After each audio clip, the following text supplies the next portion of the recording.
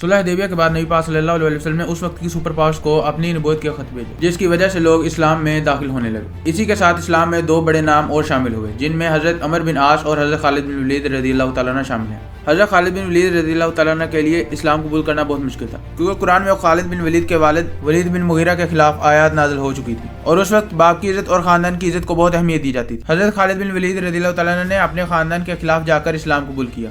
आप सल्लल्लाहु अलैहि वसल्लम ने उस वक्त की सुपर पावर रोमन एम्पायर को अपनी नबूवत का खत भेजा। जब वो एम्बेसडर गज़ानी किंगडम पहुंचा तो उन्होंने उसे कत्ल कर दिया। गज़ानी किंगडम रोमन एम्पायर और मदीना के दरमियान एक स्टेट थी, जो कि रोमन एम्पायर की पपेट स्टेट थी। उस वक्त एम्बेसडर को कत्ल करना एक जंग का ऐलान समझा जाता था।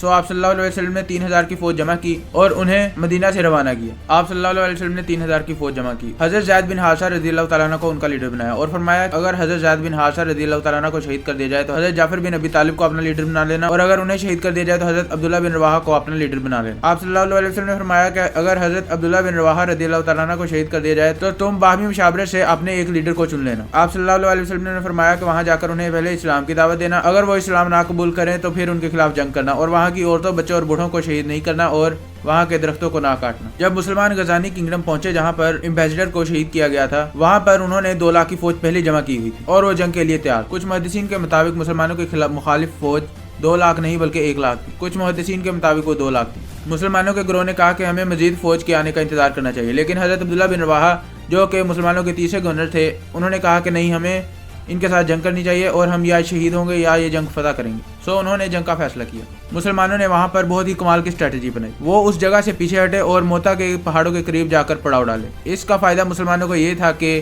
काफरों की तादाद, जो कि मुसलमानों के मुकाबले बहुत ज़्यादा थी, वो ज़्यादा फैल नहीं सकते थे। वो एक हद तक फैलाव में ही मुसलमानों का मुकाबला कर सकते थे। हज़रत ज़ैद बिन हारिसा रज़ियल्लाहु तआला अन्हु जंग के लिए आगे बढ़े। काफरों ने उन्हें शहीद कर दिया। उसके बाद मुसलमानों का झंडा और लीडर हज़रत जाफर बिन अबी तालिब रज़ियल्लाहु तआला अन्हु, जो कि हज़रत अली रज़ियल्लाहु तआला अन्हु के भाई थे, उन्हें बनाया गया। उन्होंने मुसलमानों का झंडा थामा। काफरों ने उनके दोनों हाथ काट दिए और उन्हें शहीद कर दिया गया। उसके बाद मुसलमानों के लीडर हज़रत अब्दुल्ला बिन रवाहा रज़ियल्लाहु तआला अन्हु को बनाया गया। कुछ ही देर बाद उन्हें भी शहीद कर दिया गया। तो मुसलमानों का झंडा गिर गया और एक शख्स ने मुसलमानों का झंडा उठाया और कहा कि मुसलमानों, तुम अपने लिए एक लीडर को चुनो। तो सब ने बिला झिझक हज़रत खालिद बिन वलीद रज़ियल्लाहु तआला अन्हु को अपना लीडर माना। ये सारा वाक़या मदीना से दूर हो रहा था, तकरीबन 1000 किलोमीटर के फासले पर। लेकिन आप सल्लल्लाहु अलैहि वसल्लम ने मदीना बैठे सहाबा को ये सारी बात बताई। जब हज़रत ज़ैद बिन हारिसा रज़ियल्लाहु तआला अन्हु को शहीद किया गया, जो कि आप सल्लल्लाहु अलैहि वसल्लम के मुंह बोले बेटे थे, आप सल्लल्लाहु अलैहि वसल्लम ने फरमाया कि हज़रत ज़ैद रज़ियल्लाहु तआला अन्हु को शहीद कर दिया गया। उसके बाद आप सल्लल्लाहु अलैहि वसल्लम ने फरमाया कि झंडा हज़रत जाफर बिन अबी तालिब रज़ियल्लाहु तआला अन्हु के हाथ में चला गया। जब उनके दोनों हाथ काटे गए और उन्हें शहीद किया गया तो आप सल्लल्लाहु अलैहि वसल्लम ने फरमाया,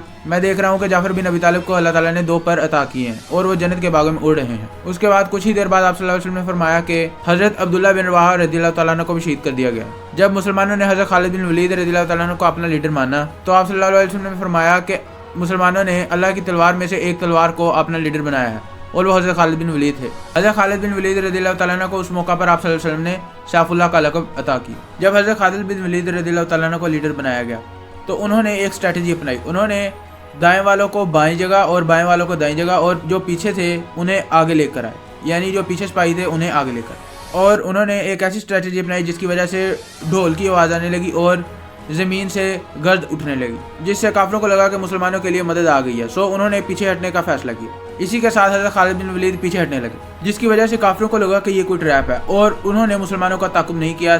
वो वहाँ से वापस चले गए। हज़रत खालिद बिन वलीद भी मुसलमानों के लश्कर को लेकर मदीना वापस आ गए, जिसकी वजह से मदीना में मौजूद दूसरे लोगों ने उन्हें कायर समझना शुरू कर दी और उन्होंने उन पर मिट्टी भी बरसाई कि ये लोग जंग से भाग कर वापस आए। इस मौका पर आप सल्लल्लाहु अलैहि वसल्लम ने फरमाया, ये लोग भाग कर नहीं आए, ये हमारी मदद लेने के लिए आए हैं। हम बहुत जल्द दोबारा रोमन एम्पायर पर हमला करेंगे। इसके बाद मुसलमानों का अरब पर एक दबदबा पैदा हो गया, क्योंकि उससे पहले रोमन एम्पायर पर हमला करने की किसी ने सोची नहीं थी। इस जंग में रोमन एम्पायर के मुकाबले मुसलमानों को बहुत ही कम नुकसान हुआ। मुसलमानों के सिर्फ 12 सहाबा शहीद हुए, जबकि रोमन एम्पायर के बहुत से काफिरों को मुसलमानों ने कत्ल किया। Subscribe for more.